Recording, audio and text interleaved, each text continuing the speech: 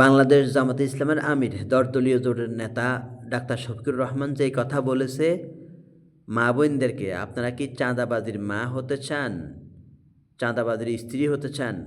মা বোনদেরকে বলবো এটা অবশ্যই খেয়াল রাখবেন। এলাকার যদি কোনো ঘটনা ঘটে, কোনো অকারজ ঘটে, এটার জন্য আপনারাও দায়ী থাকবেন।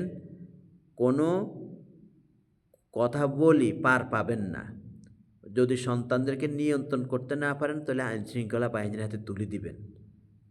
মানুষের ক্ষতি করাবেন না, জনগণকে কষ্ট দেওয়াবেন না। অবৈধভাবে ওই চুরিদারি করে আইনা আপনাদেরকে খাওয়াবে, নেতাগিরি করে খাওয়াবে।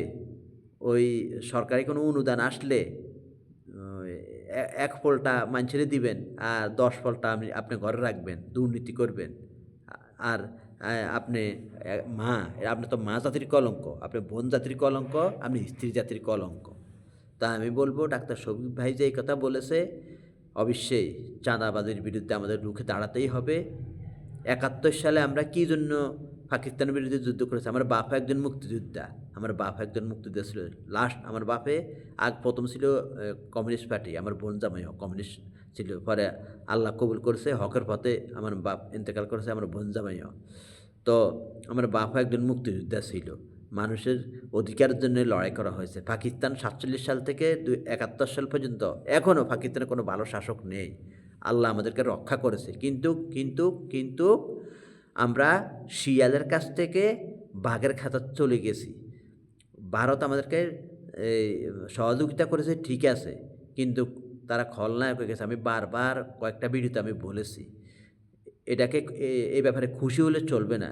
ভারত যদি আমাদের সাথে ভালো আচরণ করতো তাহলে আমরা কী কৃতজ্ঞতা প্রকাশ করতাম। আমরা কৃতজ্ঞতা প্রকাশ করতে পারছি না।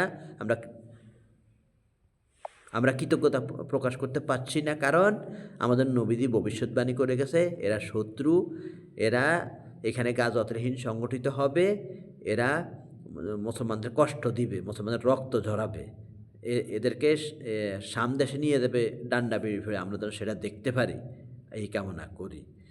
আর আমরা যেন হিন্দুস্তানের যুদ্ধের সাথে আমরা যেন সামিল হতে পারি। ভাইয়ের আমরা এই শপথ নিন, এখনই শপথ নিন, আজকে শপথ নিন, আমার কথা শোনার পরে শপথ নিন সকলে। আর চাঁদাবাজিকে না বলুন, না বলুন।